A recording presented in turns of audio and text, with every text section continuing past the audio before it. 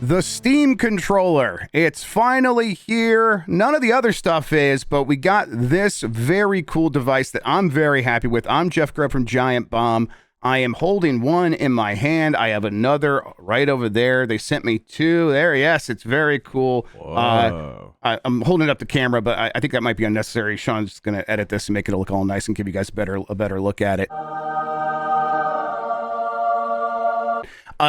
It's a good controller. Let's get some of the basics out of the way. Jan, you went to go see it a while ago. Nothing's changed since then. It's that controller. I'm sure they've made improvements to the software. I'm now using it in the wild with a version of Steam that they had us update to. It just kind of works naturally with Steam, almost no problems. It also just works out of the box with Windows to control Windows, which I thought was really nice because, hey, this is for people who want to play their games on a TV, whether you plug in a Steam Deck or anything like that. It is $100. It's a big number. Ooh. Yes, I think that will be the initial reaction from everybody. That oof and the size and I think what I did is I kind of took a step back. I was like, okay, let's look at the other controllers on the market. A Switch 2 Pro controller is $90, and I think this one justifies that extra $10. Not that I'm happy about paying that much for controllers, generally speaking. Yeah. So it comes with comes with the controller, obviously. And it comes with a cable and then the puck. And the wireless puck it's the dongle, but it's a charging puck. You could put it right on there. I have found that to be very useful. Very happy with that. It also supports Bluetooth. You can have 4 Steam controllers connected to that puck all at once. It's thought about a lot of the things to make it as valuable as you can kind of feel about a controller.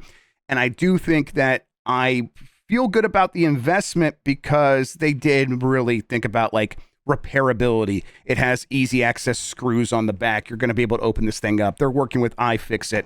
The battery, they emphasized when I talked to them that the battery is not going to overcharge. They've put every sort of guard in there to make sure the battery is not going to blow up on you in 5 years or just completely be kaput after 1 year.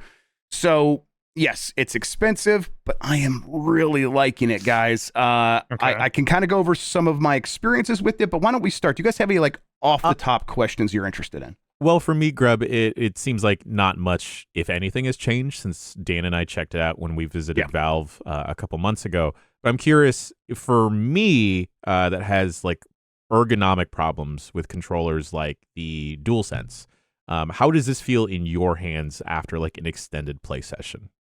Yeah, so that is one of the things that I'm most happy with. It is just sort of naturally falling into my hands no matter what I'm doing with it. So the thing about the Steam controller is it's parity with the Steam Deck. So it has all of the same inputs, including the 2 pads.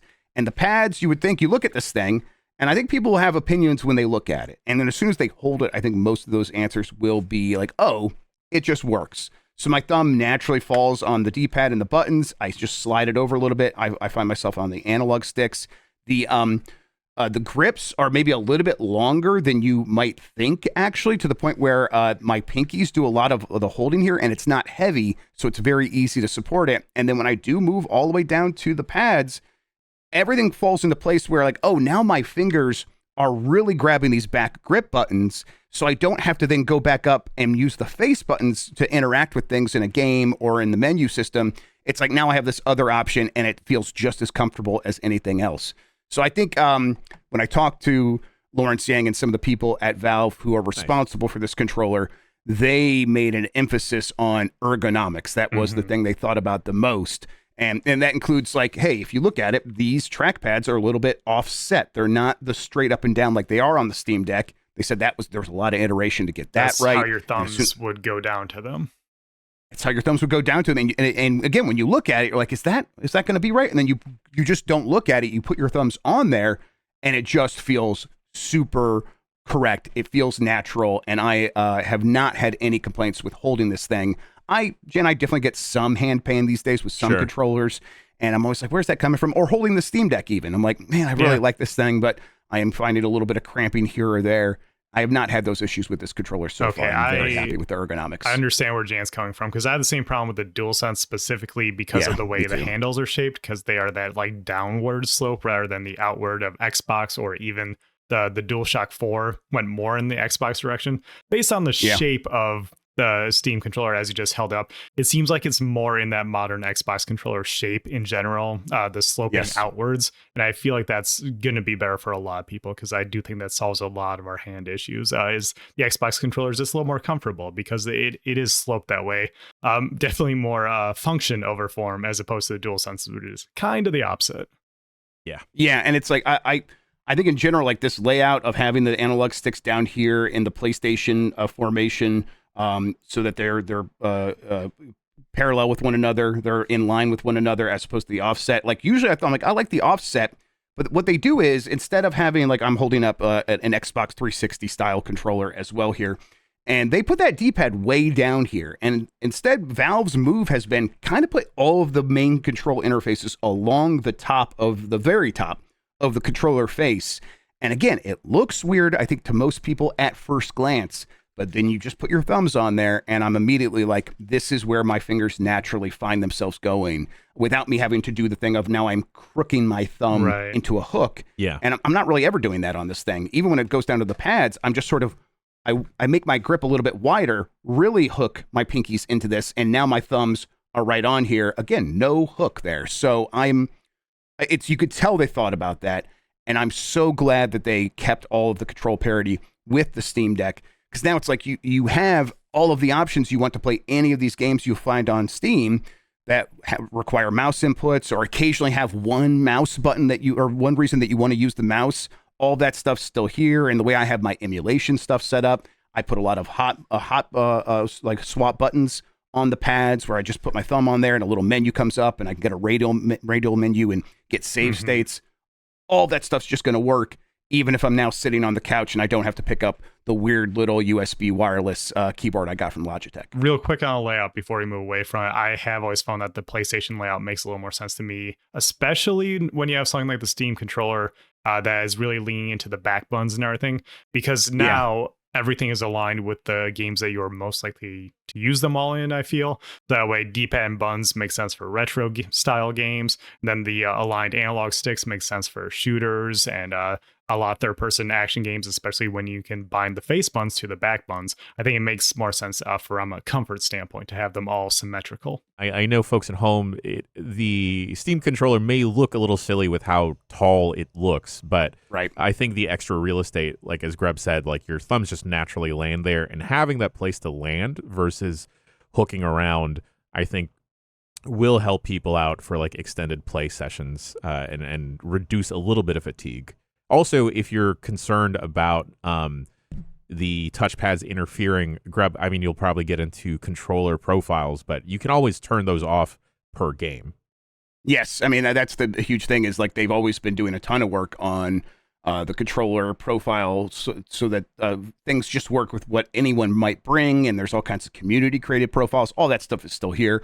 They did talk about moving that stuff even further forward, especially for these back buttons, making it easier to set the back buttons to what you need. I brought up how the Switch 2 works with its Pro controller, and how that's just one button, and suddenly you get a quick menu over to the right-hand side. It's like, hey, what do you want to set these buttons to? You could do that in 5 seconds without even really thinking about it. And that's the first time I was like, oh, I'm going to use these frequently. I asked that because these are really good back buttons. I think they've found the right balance of, I can rest my fingers on them, and then I don't feel like I'm accidentally going to press them. And then when I want to press them, it's very easy to get them to actually activate. It's oh yeah, they've walked that tightrope really perfectly. A huge part of that is they simplified things, because it is not the back of the Steam Deck where they have to have 2 points of pressure, because they curve along the crook of the back of the Steam Deck. And so you have to be able to press it from 2 different angles. Here, it's just one little button press. They're circular shaped now. And that makes a big difference of just, I rest my fingers on there, it feels right. And again, when it's time to push them, it feels good. They're clicky. I'm a big fan of them. I've used this with a bunch of different games, and I think one of the first things I always do is the Contra test. This is a pretty famous one. I first saw it from Retro Game Core, so I'll give him credit, but I think it might predate him even.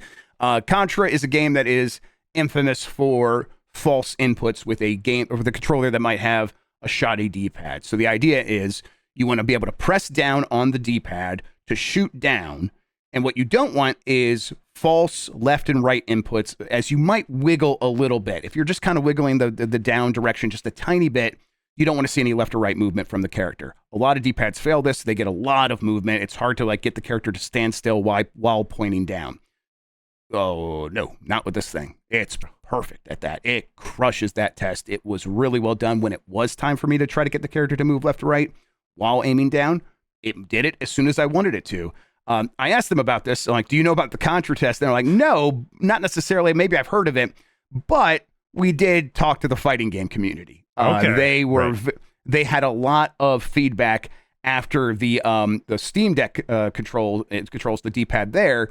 And we heard from them, so we brought them in and said, hey, what do you need? And they talked about, they have membranes in there and the dome membrane. It just came down to really refining that and making sure that they allowed for variations in the manufacturing so that if things go a little bit wobbly, no matter what, this thing should be one of the best D-pads you've used in terms of accurate input. You're going to be able to play fighting games with this thing. Okay, that was my big concern because I love my Steam Deck. I play it all the time. Sometimes I'll play on my Switch or a different handheld when I have a specific game I want to play. But otherwise, my Steam Deck is my before bed system. I'll play for like 30 minutes before I feel like I'm about ready to fall asleep. And when I'm getting ready for a fighting game tournament, I thought it would be the perfect tool for me because I am a pad player when it comes to fighting games. Usually on a 6-button pad, but sometimes I can also play on a standard controller. So I just thought the Steam Deck would be great for that. Especially when I first came out, I was playing a lot of Guilty Gear Strive, eventually Street Fighter 6. And I could not pull off any special moves at all because diagonals were not registering on. The D-pad felt super mushy. And so I had a lot of concerns there going into the Steam controller of, is D-pad going to be any good? Because I won't be able to use it for fighting games if the D-pad is bad. And even retro games might be poor because if you, the Contra test doesn't feel good, if you can't get the cardinal directions you want and then the diagonals when you need them, that's going to feel bad. But you're saying all the right things here. I'm hopeful that this is going to be a good controller that I can use for my shooters and everything, but also still use for fighting games and retro games.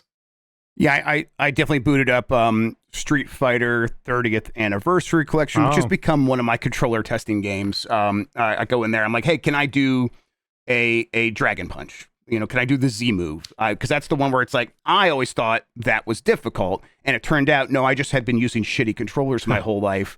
I like if I just think about it, I should be able to do this thing pretty much on command. It is a combination, though. That's why that's a good test, is that the older games had a stricter input buffer. So if you can do, say, a Dragon Punch in Third Strike with a controller, that's a good D-pad.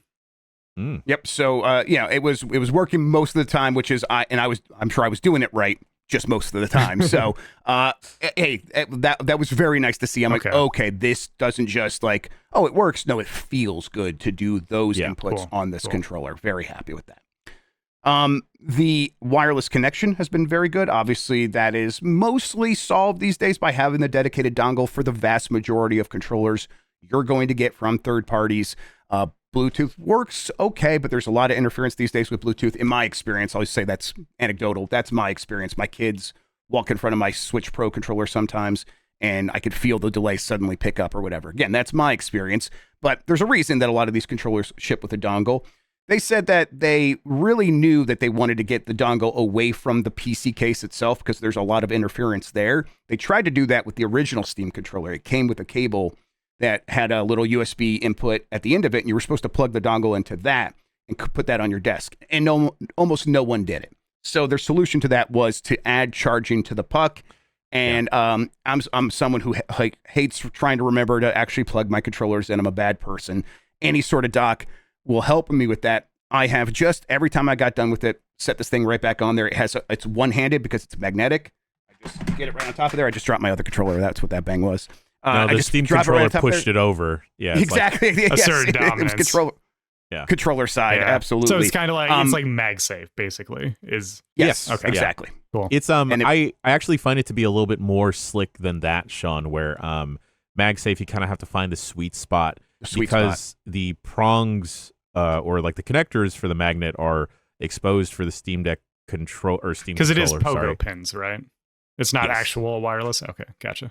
Yeah, you can kind of see the pins there on the back a little bit. That's the controller, and then here's the puck, very tiny, very out of the way. In place. Okay, very low profile. Yep. And Grubb, if you're using, just wants to pop right on there.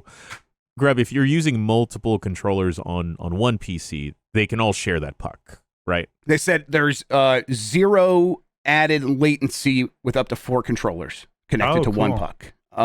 If you want to use multiple pucks, you can also do that. But I was like, oh yeah, duh. No, most people are not going to want to have 4 pucks hanging out of their system. I didn't even think about that. And then I'm like, oh yeah, so that does make a lot of sense. Speaking of that, do you know if the controller syncs the computer by placing it on the puck, or do you have to sync it manually in a different way? So if you plug the puck in to the PC, like through the cord, and then you turn on the controller and you have Steam open, Steam will recognize everything and just get everything set up. You'll have to update it and everything like that. I have been having some issues with updating, but that's because I'm on this beta branch of Steam. But as soon as that happens, and even before that happens, as long as you have it plugged in, Windows will just recognize it as a mouse device. So you can immediately begin controlling Windows and stuff like that. And I'll say, as a device to navigate an operating system, it has been really good because, they have the built-in sort of behavior of the right pad is your pointer mouse, and then the left pad, as long as you're like moving in that circular motion, becomes like your scroll wheel. And it's like, yeah, sometimes I'll be in our meetings or whatever, and I'll be looking at a doc, and I'll just have this thing resting in my lap going through that instead, and it's like very comfortable. So for people who have been wanting a way to sit on their couch comfortably and have fewer and fewer devices to control something like a Steam Deck plugged into their TV, this is going to be ideal, I think. I think in addition to that, if you're not much of a touchpad person, you can create different profiles. They showed us this at least when we visited Valve, but you can use the accelerometer built into the Steam controller, the gyro, to use it as a pointer. So a la like a Switch controller, Switch 2 controller, where you're using it to point at something. You can use it as like a cursor, and I feel like that opens up so many possibilities, not just in gameplay, but in like you said, Grubb, controlling a PC remotely outside of like a mouse and keyboard. Yeah, and I think if people haven't used a trackpad to control your PC on your TV, that's my setup here. Is my PC and my TV are in the same room, so I do just run like a long HDMI cable between the two. And how I control that is with a keyboard trackpad combo, the Logitech whatever, the one that a lot of people have, and that's great. For switching my monitor over to being on my TV and then using the trackpad to control everything. But when I'm using my Steam Deck, I do like how the trackpad very intuitively is the mouse, and then you tap it once for left click, and I think I have a setup where if I tap on the left hand side instead, it's a right click, and this has the setup there where you can do that exact same thing. And I think that's going to be really cool because it makes it very easy to navigate windows that might pop up that aren't designed around Steam controller or controllers in general, because that'll still happen when you're playing games on Steam. Older games in particular will have sometimes settings menus that you need to navigate with a mouse. So I think that's going to be crucial here. I think people who are maybe scared of using their PC on their TV because of things like that, this solves a lot of those problems. Grubb, what else did you check out with the Steam controller? Yeah, I've just been playing kind of all my games on Steam right now with this controller. In fact, I couldn't show it, but when I was doing the Pragmata stream, I was using this controller. So for playing your general games, it just melted in my hands. I forgot about it. The sticks feel good. I think the amount of resistance you get from the sticks is right in that zone where I really like it. The click feels good. The buttons have a nice little pop to them, but again, it's easy to press them when you want to. It's not easy to press them when you don't want to. The analog triggers have a good amount of travel, maybe a little bit less than I'm used to, but I don't want to say it's bad. It's probably a good amount still. I feel like I have plenty of control when I'm doing driving games that do require you to actually have the analog triggers. I think the bumpers feel really good. It's just across the board, they have clearly learned a lot of lessons and made every decision to make you say, it's like, well, if I'm going to be paying $100 for this thing, everything better feel good. And I do think they nailed that. This is already, like, I have had this 8BitDo Ultimate 2 or variation of it on my desk on its dock for the last several years now, and have been very happy with it. And now the Steam controller is just going to be my default going forward. I kind of don't see a reason to use anything else on PC. Now that does, like, bring up a point. Now, it's a Steam controller, right? Should you use this if you're not using a lot of stuff on Steam? Like, let's say you don't have Steam open all the time and you're always playing stuff on Battle.net or something like that. Now, it'll work.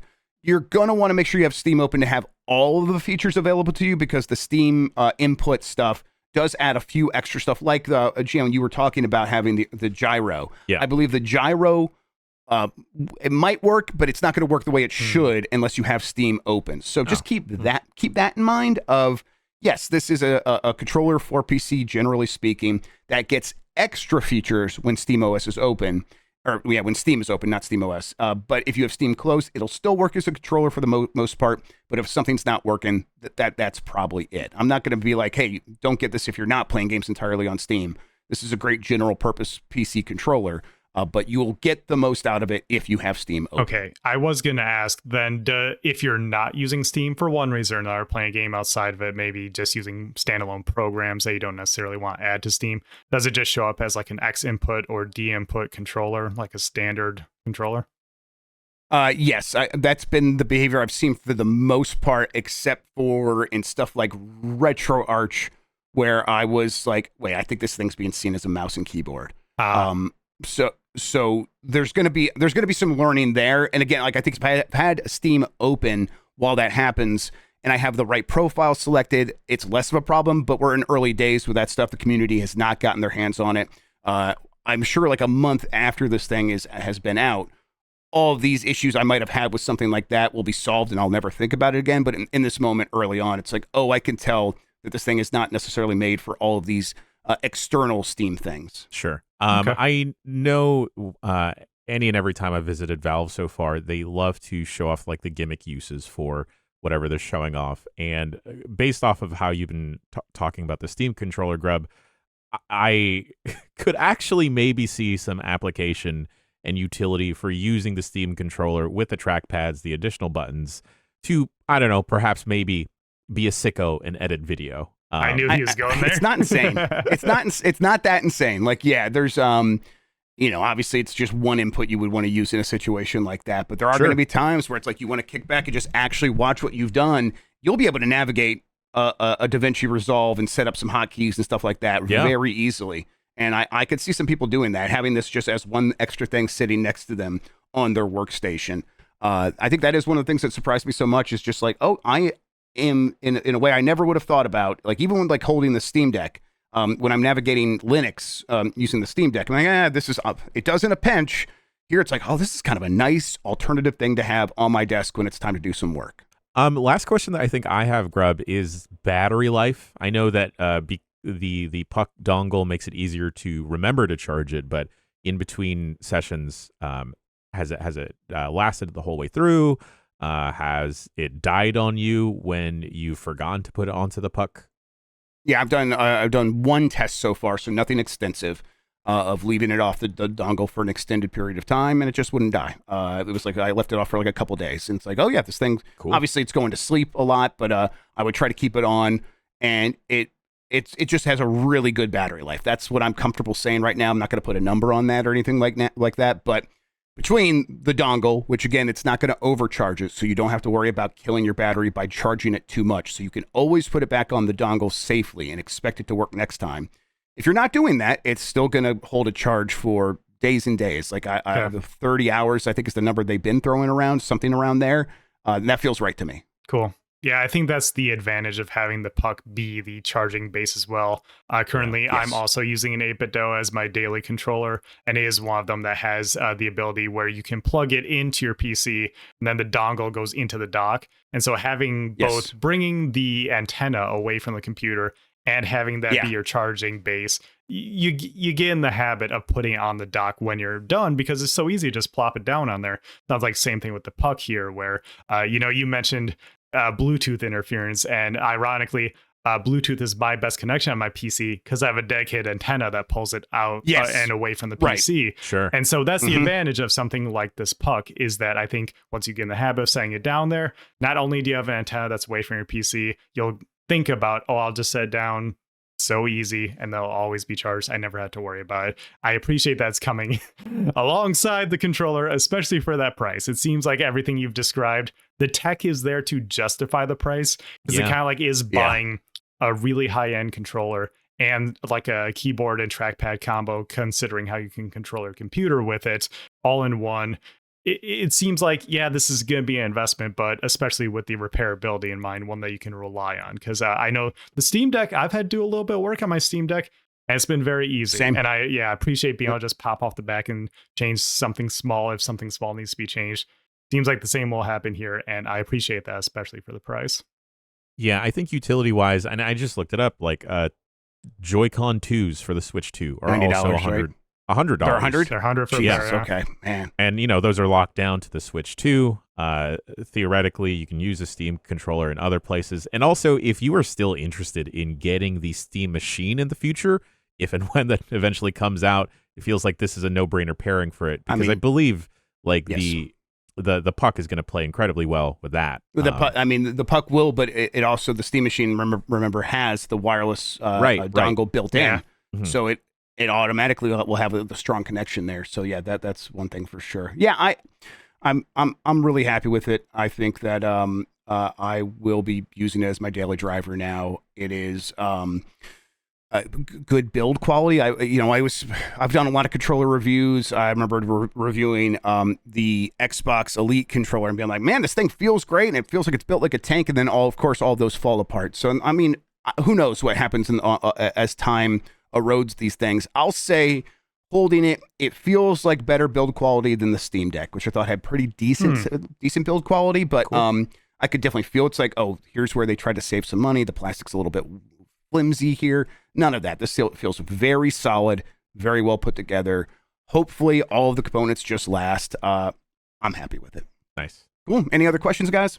Grubb, actually one last question, and I forget when I saw it a couple months ago, but is there an audio jack on the controller at all to plug a set of headphones in? Guys, there is not. Oh, okay. So there is one connector input. It is the USB-C on top, and then, of course, there is the charging pins on the back. I don't see anything else. There is, I can see, I can see all the holes in the back for the screws, and those are just hex screws, so it looks like it'll be very easy to get in there, but no 3.5 millimeter. That would have been nice to have, but I feel like enough people have moved towards wireless solutions of their own, whether it be a headset or even, like AirPods have a low latency mode they enable on PC now, so would have been nice to have, but not the end of the world, I guess. All right, cool. Yeah, guys, one last final thing here. It's good. It's $100. I think it's going to shock a lot of people when they see it. I feel like they are pricing it for the future. They're going to be selling, I think, this exact controller for the next 10 years. So I think a lot of developers are going to begin making their games with this thing in mind. So yeah, I'm happy I have one. If I didn't get one from Valve, I certainly would be pricing one out. Again, $100 is expensive. I would probably be a little bit hesitant. I don't blame anyone, but I don't think if you go for it, I don't think people are going to come away from it disappointed. It will be the comfortable controller you want, and then the question will just be, will it last? And I again, I don't know, but as I play with it and feel it and come like, yeah, the build quality, I think it will. So, and the repairability certainly helps with that aspect of it. But yeah, that's the Steam controller. Hopefully we get the rest of the Valve hardware here pretty soon. Who knows on that? They did not give us any information when I talked to them, so we'll just have to keep waiting and seeing. But yeah, Shawn, Jan, thanks for hanging out with me, guys. I appreciate it. Thank you, Grubb. Thanks, Grubb.